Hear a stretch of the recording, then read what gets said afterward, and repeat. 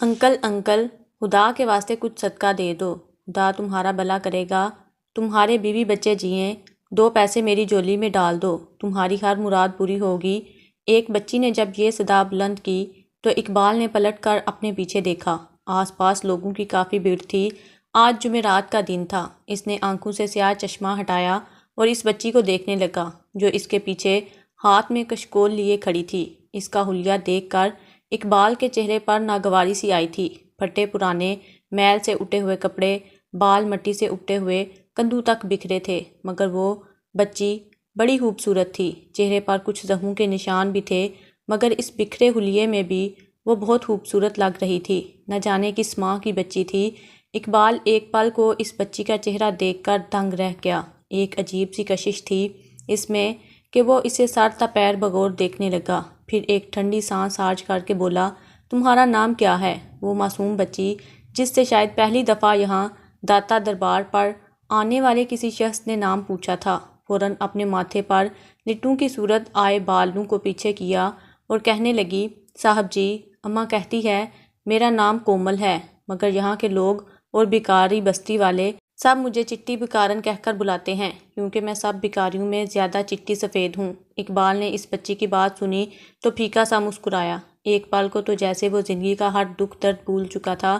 کتنی پیاری بچی تھی، مگر بد نصیبی دیکھو، آج تر تر کی ٹھوکریں کھانے پر مجبور تھی۔ دل ہی دل میں اقبال کہنے لگا کہ اے خدا، تو یہی اولاد میری جولی میں ڈال دیتا تو میں پھولوں کی طرح سینے سے لگا کر رکھتا۔ اقبال نے جیب سے 100 روپے کا نوٹ نکالا اور اس بچی کے کشکول میں ڈالنے لگا تھا کہ تبھی وہ بچی بولی، بڑے صاحب جی، اتنے زیادہ پیسے آپ میری اماں کے ہاتھ میں ہی دو، ورنہ یہ بھوکی بھکارن مجھے کمزور سمجھ کر چھین لے گی۔ قسم سے 2 دن سے پیٹ بھر کر کھانا نہیں کھایا۔ اقبال اس بچی کی بات سن کر اندر ہی اندر ایک بے چینی سی محسوس کرنے لگا۔ پھر اس بچی کے ساتھ چلتا ہوا وہاں آیا جہاں اس کی ماں تھی۔ وہ ایک عورت تھی جو سیڑھی کے آخری زینے پر بیٹھی سامنے کشکول رکھے ہوئے سر جھکائے بیٹھی تھی۔ جب کومل نے اسے آواز دی کہ اماں، بڑے صاحب سے پیسے لو، تو اس نے فوراً نظر اٹھا کر دیکھا۔ جو ہی اقبال اور اس بھکارن کی نظریں ٹکرائیں تو اقبال کے پیروں کے نیچے سے زمین نکل گئی، کیونکہ یہ تو طاہرہ فجر کی نماز ادا کر کے بیٹھی دعائیں مانگ رہی تھی کہ آج جو رشتہ آئے اس کی بچی کو ضرور پسند کر لیں۔ بیچاری غریب بیوہ 4 بچیوں کی ماں تھی۔ شوہر تو دنیا سے جا چکا تھا، اب وہ اکیلی ہی اپنی بچیوں کا سہارا تھی۔ کئی رشتے آ چکے تھے، مگر جب ان کو پتہ چلتا کہ طاہرہ بیٹیوں کو جہیز نہیں دے سکتی تو لوگ ایسے ہی واپس پلٹ جاتے۔ بیٹیوں کی عمریں بیٹھے بیٹھے ہی گزر رہی تھیں۔ بڑی بیٹی کا نام لائبہ تھا، جو کہ 30 سال کی ہو چکی تھی، مگر ابھی تک شادی کا نام و نشان تک نہ تھا۔ کتنے ہی وظیفے اور عمل کر چکی تھی، مگر پھر بھی کوئی بھی انہیں بغیر جہیز کے اپنانے کو تیار نہ تھا۔ ساری بیٹیاں بڑی ہی خوبصورت تھیں۔ طاہرہ پٹھانی تھی، سنہرے بالوں والی تھی، تبھی اس کی بیٹیاں بھی اسی کی طرح نیلی آنکھیں اور سنہری بالوں والی پیدا ہوئی تھیں۔ خوبصورتی کے ساتھ ساتھ سگڑ بھی بہت تھیں، مگر یہ نصیب کہ لوگ بیٹیوں کی بجائے جہیز دیکھ رہے تھے۔ ایک بار ایک رشتہ آیا۔ لڑکا ماں باپ کا اکلوتا تھا، پڑھا لکھا تھا۔ لڑکے کی ماں کو لائبہ پسند آ گئی تھی۔ اس نے فوراً رشتہ طے کر دیا۔ طاہرہ بھی خوش تھی کہ ابھی دنیا میں اچھے لوگ بھی موجود ہیں۔ بڑی بیٹی لائبہ رخصت ہو کر سسرال چلی گئی۔ شروع میں تو سب کا رویہ اچھا رہا، ساس اور شوہر بہت خیال رکھتے، مگر جیسے ہی شادی کے 5 ماہ گزرے تو ساس کہنے لگی، بہو خوشخبری کب تک سنا رہی ہو؟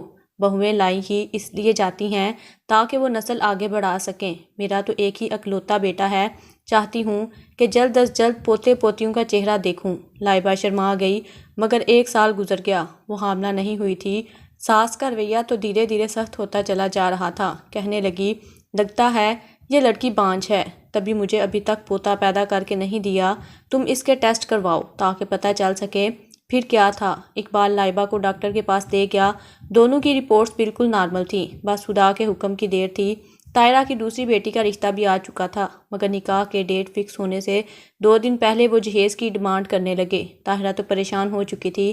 ان لوگوں سے کہنے لگی کہ میں نے تو پہلے ہی کہا تھا کہ میں اپنی بچیوں کو جہیز نہیں دے سکتی، تو پھر آپ اب عین موقع پر مجھ سے جہیز کی ڈیمانڈ کیسے کر سکتے ہیں؟ لڑکے والوں نے عین موقع پر جب یہ سنا تو وہی طاہرہ کی خوب بے عزتی کی، اس کی بیٹیوں کو برا بھلا کہا اور رشتہ توڑ کر چلے گئے۔ طاہرہ نے اپنی بچی کا نکاح سے 2 دن پہلے رشتہ ٹوٹے ہوئے دیکھا تو وہ غش کھا کر گر گئی۔ جب ہسپتال لے کر جایا گیا تو ڈاکٹر نے کہا کہ آپ کی ماں کو ہارٹ اٹیک آیا ہے، آپ انہیں وقت پر ہسپتال لے آئے ورنہ بہت بھاری نقصان اٹھانا پڑ سکتا تھا۔ لائبہ جو اپنی ساس اور شوہر کے طعنوں کی ستائی ہوئی تھی، وہ تو اپنی ماں کو ان کے بارے میں سب کچھ بتانا چاہتی تھی، مگر جب ماں کی یہ حالت دیکھی اور ڈاکٹر کی ہدایات سنی تو خاموش ہو گئی اور اپنے لب سی لیے۔ اس نے خود سے وعدہ کر لیا تھا کہ جو کچھ بھی ہو جائے وہ اپنی ماں کو کچھ بھی نہیں بتائے گی۔ ماں نے بڑے ہی لاڑ پیار سے ساری بیٹیوں کو پال پوس کر بڑا کیا تھا، بھلا وہ اب ان پر آئی مصیبتوں کو کیسے برداشت کر سکتی تھی۔ دوسری بیٹی کا رشتہ ٹوٹ چکا تھا، جبکہ طاہرہ بھی دل کی مریضہ ہو چکی تھی، ہر وقت روتی رہتی اور اپنی بیٹیوں کے اچھے نصیب کے لیے دعا کرتی رہتی۔ وہ بار بار لائبہ سے پوچھا کرتی تھی کہ تم اپنے گھر میں خوش تو ہو، کوئی پریشانی تو نہیں ہے، تمہارے شوہر اور ساس کا رویہ تمہارے ساتھ ٹھیک ہے نا؟ وہ ہر بار مسکرا کر کہہ دیتی کہ وہ لوگ میرے ساتھ بہت اچھے ہیں، بہت اچھا رویہ رکھتے ہیں۔ وہیں دن بدن لائبہ کی ساس نے اسے تانا دے دے کر نفسیاتی مریض بنانا شروع کر دیا تھا۔ سارا دن وہ گھر کے کام لائبہ سے کرواتی رہتی اور تانے دے کر مارتی رہتی، یہی کہتی کہ تو ہے ہی منحوس، میرا تو جی چاہتا ہے تجھے طلاق دلوا کر اپنے بیٹے کی دوسری شادی کروا لوں، کیونکہ تجھ سے تو اسے اولاد ہونے والی نہیں۔ جب پہلی بار لائبہ نے یہ سنا تو اس کی آنکھوں میں آنسو آ گئے، روتے ہوئے ساس کے قدموں میں گر گئی اور کہنے لگی کہ خدا را مجھ پر یہ ظلم مت کرنا، اگر آپ نے میرے ساتھ ایسا کیا تو میری ماں جیتے جی مر جائے گی۔ اس نے بڑے ہی لاڑ پیار سے اپنے بچوں کو پال پوس کر اتنا بڑا کیا ہے، آپ سوچ بھی نہیں سکتی کہ ماں باپ نے ہمیں کتنے پیار محبت اور لاڈ سے پروان چڑھایا۔ وہ تو پہلے ہی میری چھوٹی بہن کا رشتہ ٹوٹ جانے کی وجہ سے دل کی مریضہ بن چکی ہیں، اب اگر آپ بھی میرے ساتھ ایسا کریں گی تو وہ تو مر جائیں گی۔ لائبہ ساس کے قدموں میں بیٹھ کر روتے ہوئے یہ بات کر رہی تھی، مگر اس کی ساس نے پیروں کی ٹھوکر سے لائبہ کو دور کیا اور کہنے لگی میری بلا سے مر جائے، وہ جب دھوکے بازی کرے گی تو یہی ہوگا نا، اپنی بانجھ بیٹی ہمارے پلے ڈال دی اور اب دل کی مریضہ بن بیٹھی ہے۔ جب لائبہ نے ساس کے منہ سے اپنی ماں کے لیے نفرت آمیز الفاظ سنے تو وہ پھوٹ پھوٹ کر رونے لگی۔ رات کو شوہر گھر آیا تو وہ رو کر شوہر سے کہنے لگی کہ آپ کی ماں سارا دن مجھ سے کام کرواتی رہتی ہیں، مجھے بہت تانے دیتی ہیں، مارتی ہیں، آج تو انہوں نے میری ماں کو بھی گالیاں دی ہیں، بھلا بتائیں کوئی بیٹی اپنی ماں کے خلاف گالیاں کیسے برداشت کر سکتی ہے؟ جب اقبال نے یہ سنا تو طنزیہ ہنسنے لگا، کہنے لگا جو بھی ہو خاموشی سے برداشت کرو، اب میں تمہاری خاطر اپنی ماں سے تو جا کر لڑ نہیں سکتا، اگر اپنی عزت گھر میں کروانی ہے تو مجھے اولاد پیدا کر کے دو، ورنہ میں دوسری شادی کر لوں گا اور تمہیں اس گھر سے دھکے دے کر نکال دوں گا۔ بیچاری لائبہ ساس اور شوہر کی دھتکار اور جھٹکیں کھا کر سوکھ کر تنکا ہو چکی تھی، ماں اور بہنوں کو کچھ نہ بتاتی کہ وہ اس کی حالت دیکھ کر مزید پریشان ہو جائیں گے، رو رو کر خدا سے دعا مانگتی رہتی کہ مجھے اولاد عطا کر دے تاکہ میرا گھر بس سکے، ورنہ میں کہاں جاؤں گی، میکے گئی تو میری ماں مجھے اجڑ کر آتا دیکھ کر ہی مر جائے گی، میری تو اور بہنیں بھی موجود ہیں، میں بے بس اور لاچار ہوں، مگر تو غفور و رحیم ہے، ہم پر رحم کر۔ وہ یوں ہی روتی رہتی۔ 4 سال یوں ہی گزر چکے تھے، مگر لائبہ نے ابھی تک کوئی خوشخبری نہ سنائی تھی۔ اقبال تو بالکل ہی درندہ بن چکا تھا، جب بھی گھر آتا بات بات پر لائبہ کو مارنے لگتا۔ دونوں ماں بیٹا لائبہ کو مٹی کا کھلونا سمجھ چکے تھے، جب جی چاہتا اس پر تشدد شروع کر دیتے۔ 3 بار تو لائبہ کا بازو ٹوٹ چکا تھا اور کئی بار اس کی ٹانگ کی ہڈی میں فریکچر ہو چکا تھا، مگر اس کے باوجود وہ صبر کے ساتھ اس گھر میں رہ رہی تھی۔ ساس نے ہر چیز پر اپنی حکومت چکا رکھی تھی، وہ کھانے کا ایک دانہ بھی لائبہ کو نہ دیتی، جو بھی اپنا باسی کھانا بچ جاتا اور جھوٹا ہوتا وہ لا کر لائبہ کے سامنے رکھ دیتی۔ لائبہ تو وہ بھی صبر شکر کر کے کھا لیا کرتی، مگر پلٹ کر کبھی بھی شوہر اور ساس کو جواب تک نہ دیا۔ ان لوگوں کے طعنے اور تشدد جھیل کر وہ خود کو منحوس سمجھنے لگی تھی، ہر وقت گھر کے کونے میں پڑی رہتی، روتی رہتی۔ کتنے لاڈوں سے ماں باپ اولاد پروان چڑھاتے ہیں، مگر یہ بیاہ کر لے جانے والے ان نازک کلیوں کا یہ حال کر دیتے ہیں۔ اس روز لائبہ کو شدید بخار تھا، وہ بخار سے تڑپ رہی تھی، کمرے کے کونے میں دیوار سے ٹیک لگائے ہی سو چکی تھی۔ اقبال گھر آیا تو لائبہ کو آوازیں دینے لگا کہ جلدی سے میرے لیے کھانا لگاؤ، میں نے کام پر جانا ہے۔ وہ بالکل تیار ہو چکا تھا، اسے لگا تھا کہ شاید باہر کھانا تیار ہو چکا ہوگا، مگر جب باہر آیا تو کھانے کا نام و نشان تک نہ تھا۔ اپنی ماں سے کہنے لگا لائبہ کہاں ہے اور ابھی تک کھانا تیار کیوں نہیں ہوا؟ میں نے بتایا تو تھا کہ مجھے کام پر جانا ہے۔ تو ساس منہ بنا کر کہنے لگی مجھے کہا خبر ہے کہ وہ مہارانی کہاں بیٹھی ہے، صبح سے تو کمرے سے باہر ہی نہیں آئی، اتنا سننا تھا کہ اقبال کو غصہ آ گیا۔ وہ غصے سے کمرے میں آیا اور جب لائبہ کو دیوار سے ٹیک لگائے بیٹھے دیکھا تو بپھر کر اسے چٹیا سے پکڑ لیا اور یکے بعد دکھرے کئی تھپڑ اس کے گالوں پر مارنا شروع کر دیے۔ لائبہ شوہر کو مارتا دیکھ کر فوراً نیند سے بیدار ہوئی اور چلانے لگی، کہنے لگی، کیا ہوا؟ مجھے کیوں مار رہے ہو؟ میں بس سو رہی تھی۔ مگر اقبال نے بکھلائی ہوئی لائبہ کو مار مار کر اس کے ناک سے خون نکال دیا اور کہنے لگا، جب میں نے کہا تھا کھانا بناؤ تو کیوں نہ بنایا؟ ایک تو ہو ہی منحوس، فضول، اور اب تم میری بات بھی نہیں سنتی۔ ساس بھی وہاں آ گئی اور خوب بیٹے کو شے دینے لگی اور بولی، دن بدن یہ کچھ زیادہ ہی ہڈ حرام ہوتی جا رہی ہے۔ میں تو کہتی ہوں آج ہی اس کو طلاق دے کر فارغ کرو اور گھر سے چلتا کرو۔ میں تمہاری دوسری شادی کرواتی ہوں، دوسری بہو آئے گی تو گھر میں رونق بھی آئے گی۔ جب تک یہ منحوس یہاں ہے ہمارے گھر خوشیاں قدم رکھ ہی نہیں سکتی۔ لائبہ جو کل رات سے بخار میں تپ رہی تھی، جب ساس اور شوہر کے منہ سے یہ بات سنی تو کانپ اٹھی، ساری ہمت جمع کر کے سسکتے ہوئے شوہر کے قدموں میں گر گئی، اس کے پیروں کو پکڑ کر رونے لگی اور بمشکل لڑکھڑاتی ہوئی آواز میں بولی کہ خدا را مجھ پر یہ ظلم مت کرنا، میں تو کسی کو کچھ کہتی بھی نہیں، کر کے ایک کونے میں بیٹھی رہتی ہوں، سارے کام کرتی ہوں۔ تم بے شک دوسری شادی کر لو مگر مجھے طلاق دے کر اس گھر سے مت نکالو، میری ماں مر جائے گی۔ مگر اقبال تو غصے سے آگ بگولا ہو چکا تھا، اپنی ماں کی باتوں پر ہی عمل کر رہا تھا اور لائبہ کو ٹھوکر مار کر گرایا۔ لائبہ کے لبوں پر جوتے کی نوک ماری تھی، اس کے ہونٹ پھٹ چکے تھے اور سامنے کا ایک دانت بھی ٹوٹ چکا تھا۔ وہ منہ کے بل گری تھی اور سسک سسک کر رونے لگی جب اقبال نے ایک بار پھر اسے پکڑ کر اپنے سامنے کھڑا کیا اور کہنے لگا، میں اپنے پورے ہوش و حواس میں تمہیں طلاق دیتا ہوں۔ اس نے 3 بار یہ لفظ کہہ دیے تھے جبکہ لائبہ چیخ چیخ کر اپنے کانوں پر ہاتھ رکھ رہی تھی، مگر اس نے 3 بار طلاق دے کر کسی فضول شے کی طرح لائبہ کو گھر سے باہر پھینک دیا تھا۔ لائبہ رو رو کر دروازہ بجاتی رہی، وہ تو بالکل ہی پاگل ہو چکی تھی، دروازہ بجا بجا کر چیخ چلا کر پورا محلہ اکٹھا کر دیا تھا، رو رو کر اپنے بال نوچ رہی تھی اور لوگوں کے آگے فریاد کر رہی تھی کہ اقبال نے مجھے طلاق دے دی، اس سے تو بہتر تھا مجھے جان سے مار دیتا، میرا قتل کر دیتا اور اس گھر میں ہی دفنا دیتا، کسی کو کانوں کان خبر بھی نہ ہوتی، میں اپنا قتل اقبال کو معاف کر دیتی، مگر اس نے مجھ پر اتنا بڑا ستم کیوں کیا؟ میں اب کہاں جاؤں گی؟ میری بیوہ ماں ہے اور اس کے پاس 1.5 بیٹیاں کا وجود ہے، اگر میں بھی وہاں چلی گئی تو وہ جیتے جی مر جائے گی۔ میری ماں میری بہنوں کا سہارا ہے اور میں بہنوں کا سہارا کیسے چھین سکتی ہوں؟ خدا کے لیے مجھ پر رحم کر لیتے، ساری زندگی تم لوگوں کے جوتے صاف کرتی گزار دیتی۔ لائبہ کے بیان سن سن کر تو ان کی آنکھوں میں آنسو آ گئے، وہ بھی رونے لگے تھے اور اقبال اور اس کی ساس کو سمجھانے لگے، مگر اب کیا فائدہ، اب تو رشتہ ہی ختم ہو چکا تھا۔ لائبہ اقبال کے لیے نامحرم ہو چکی تھی۔ ایک دن تو محلے والوں نے لائبہ کو اپنے گھر رکھا تھا، اسے کچھ کھانے پینے کو دیا۔ جب لائبہ کی حالت سنبھلی تو وہ ان سب کو الوداع کہہ کر اس محلے سے نکل گئی۔ اس کے بعد لائبہ کسی کو بھی وہاں نظر نہ آئی۔ کچھ افواہیں بھی پھیلی تھیں کیونکہ اس محلے کے باہر ایک کنواں موجود تھا جہاں اسے 1 ماہ بعد ایک لڑکی کی لاش ملی تھی، چہرہ بالکل خراب ہو چکا تھا، پہچاننے کے قابل نہ تھا۔ کچھ کا کہنا تھا کہ یقیناً یہ لائبہ ہی ہوگی جو طلاق کے بعد کنویں میں کود کر مر گئی۔ وہیں لائبہ کی ساس نے اپنے بیٹے اقبال کی دوسری شادی کروا دی۔ اس بار وہ گلگت سے بہو لائی تھی، وہ بھی ایک پٹھانی تھی اور بہت خوبصورت تھی۔ وہ تو خوش تھے، خوشی خوشی پورے محلے میں مٹھائی بانٹی اور بیٹے سے کہنے لگی کہ اس بار تو خدا تمہیں اولاد ضرور عطا کرے گا۔ اقبال بھی خوش تھا، چند ہفتوں میں ہی اپنی پہلی بیوی کو بھول گیا اور دوسری بیوی کے ساتھ زندگی گزارنے لگا۔ دھیرے دھیرے وقت گزرتا گیا مگر دوسری بیوی سے بھی اسے کوئی امید نظر نہیں آ رہی تھی۔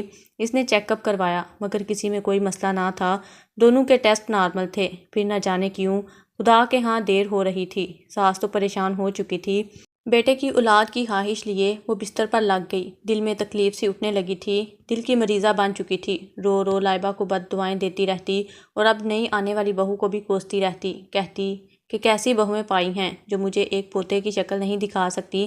وہیں اقبال بھی پریشان سا رہنے لگا تھا، آخر ایسا کیوں ہو رہا تھا، پہلے لائبہ اور اب دوسری بیوی، مگر اس کے باوجود اقبال کی دوسری بیوی معصوم ہرگز نہ تھی، بہت ہی تیز تراز سی عورت تھی۔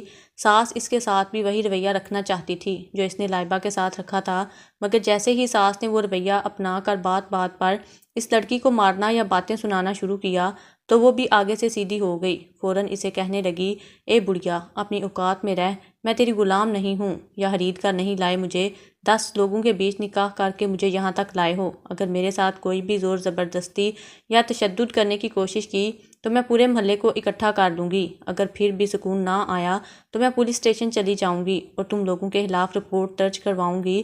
قبر میں پاؤں ہیں تیرے، جا کر خدا کو یاد کر اور اپنی آخرت سنوار۔ ساس نے جب اپنی دوسری بہو کے یہ طور طریقے دیکھے تو پریشان ہو گئی۔ اس نے جو کچھ لائبہ کے ساتھ کیا تھا اب وہ سب کچھ اس کے ساتھ ہونے لگا تھا۔ وہ اگر رو کر اقبال کو بتاتی تو اقبال کہتا کہ اماں کیا کہہ رہی ہو، پہلے تم نے لائبہ کو طلاق دلوا دی اور اس پر الزام لگا رہی ہو تاکہ میں اس کو بھی گھر سے نکال دوں۔ ساس بیٹے کی نظروں میں بالکل ہی گر چکی تھی۔ وہیں وہ پٹھانی بالکل بھی اچھے کردار کی مالک نہ تھی۔ وہ کئی بار حاملہ ہو چکی تھی مگر وہ اپنا بچہ گروا دیا کرتی کیونکہ اسے فی الحال اولاد پیدا کرنے کا بالکل بھی شوق نہ تھا، اسے بچے پسند ہی نہیں تھے۔ ایک روز بوڑھی ساس یوں ہی بستر پر لیٹی بخار سے کراہ رہی تھی اور پانی مانگ رہی تھی۔ اس کی نئی بہو نے جب ساس کو کراہتا سنا تو غصے سے کہنے لگی کہ کیوں بار بار شور مچا کر میرا دماغ خراب کر رہی ہو، خاموش کیوں نہیں ہو جاتی۔ بوڑھی ساس بستر مرگ پر تھی، کہنے لگی 2 گھونٹ پانی دے دو، حلق سوکھ گیا ہے، مگر اس نے اسے پانی نہ دیا، الٹا اس کمرے کے دروازے کو کنڈی لگا دی اور اپنے کمرے میں جا کر سو گئی۔ شام ہو گئی مگر کمرے سے کوئی آواز نہ آئی۔ شام کو جب جا کر اس نے کمرے کا دروازہ دیکھا تو اس کے ہوش اڑ گئے کیونکہ اس کی ساس تو بستر پر مری پڑی تھی۔ اس نے فوراً شوہر کو فون کر کے بلایا۔ اقبال گھر آیا تو ماں کی حالت دیکھی، انہیں ہسپتال لے گیا مگر وہ مر چکی تھیں۔ اقبال ماں کی موت پر بہت رویا تھا مگر اسے کیا خبر کہ جو کچھ اس نے لائبہ کے ساتھ کیا تھا آج وہی اس کی ماں کے ساتھ ہوا تھا۔ ماں کو دفنانے کے کچھ عرصے بعد وہ بالکل ہی تنہا پڑ گیا۔ اس کی بیوی بھی اس پر کچھ خاص دھیان نہ دیتی، ہر وقت لڑائی جھگڑا کرتی رہتی تھی اور اس نے اس پر کتنا ظلم کیا تھا۔ آخر ایک روز اولاد کی دعا کے لیے وہ داتا دربار چلا گیا۔ جب داتا دربار پر پہنچا تو یہاں پر بہت سے لوگ موجود تھے، بھکاری گھوم رہے تھے۔ وہ جب سیڑھیاں چڑھ کر جانے لگا تو ایک بچی اس کے پاس آئی جس کا حال انتہائی خراب تھا۔ اس سے کہنے لگی کہ خدا تمہاری ہر خواہش پوری کرے، خدا کے نام پر کچھ دے دو، میں 2 دن سے بھوکی ہوں، کچھ نہیں کھایا، مجھ غریب کی مدد کر دو۔ اقبال نے جب اس بچی کو دیکھا تو اس کے دل کو کچھ ہوا تھا۔ خدا سے کہنے لگا کہ یہ معصوم بچی جو گلیوں بازاروں میں رل رہی ہے، کاش تو اسے مجھے دے دیتا۔ اقبال نے جیب سے 100 روپے کا نوٹ نکالا اور اس بچی کو دینے لگا مگر وہ بچی اتنے پیسے دیکھ کر بولی انکل یہ پیسے میری ماں کو دے دو ورنہ یہ دوسری بھکاری چھین لیں گے۔ اقبال خاموشی سے اس بچی کے پیچھے جانے لگا۔ وہ وہاں پہنچا جہاں پر اس بچی کی ماں کشکول لیے بیٹھی ہوئی تھی۔ اس نے اس عورت کی جانب وہ 100 روپیہ بڑھایا کہ تبھی اس عورت نے سر اٹھا کر اس کی جانب دیکھا۔ دونوں کی نظریں ٹکرائیں اور اقبال جھٹکا کھا کر پیچھے ہٹا۔ وہ عورت اور کوئی نہیں بلکہ لائبہ ہی تھی جس نے پھٹی پرانی چادر سے خود کو ڈانپ رکھا تھا، ہاتھ میں کشکول تھا اور چہرہ بیماریوں کی زد میں تھا، آنکھیں بالکل زرد پڑ چکی تھیں۔ اقبال نے جب اسے دیکھا اور پھر اس کے ساتھ بیٹھی بچی کو، وہ بچی جس نے اپنا نام کومل بتایا تھا، وہ ماں سے کہنے لگی اماں کیا ہو گیا، یہ بڑے صاحب آپ کو دیکھ کر اتنے پریشان کیوں ہو گئے؟ اقبال کتنی ہی دیر سکتے کی حالت میں رہا اور پھر لائبہ کو کہنے لگا یہ بچی کون ہے؟ کیا تم نے میرے بعد دوسری شادی کر لی؟ تو لائبہ اتنے عرصے بعد شوہر کو دیکھ کر بغیر کسی تاثر کے سر جھٹک گئی اور ہنسنے لگی۔ لوگ رک رک کر ان کو دیکھ رہے تھے، اس لیے لائبہ نے کومل کا ہاتھ پکڑا اور وہاں سے دور ہٹ کر ایک درخت کے نیچے آ گئی۔ اقبال حیرانگی سے اس کی حالت دیکھ رہا تھا، وہ تو بیکارن بن چکی تھی۔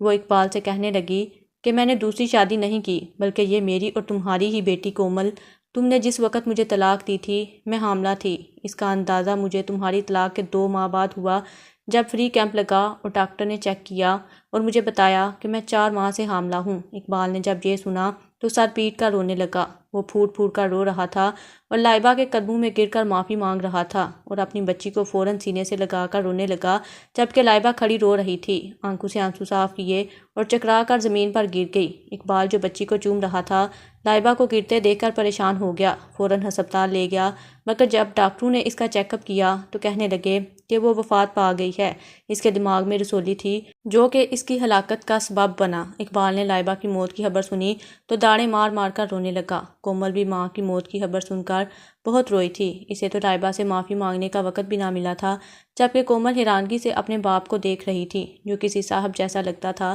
اسے تو یہ پوری کہانی سمجھ نہیں آ رہی تھی کہ آخر اگر اس کا باپ اتنا امیر اور کھاتا پیتا تھا تو وہ بیکاری کیسے بن گئی تھی۔ وہی جب لائبہ کی میت لے کر پلٹنے لگا تو اسے اپنی دوسری بیوی دکھائی دی جو جہاں ایک بار پھر حمل ضائع کروانے آئی تھی۔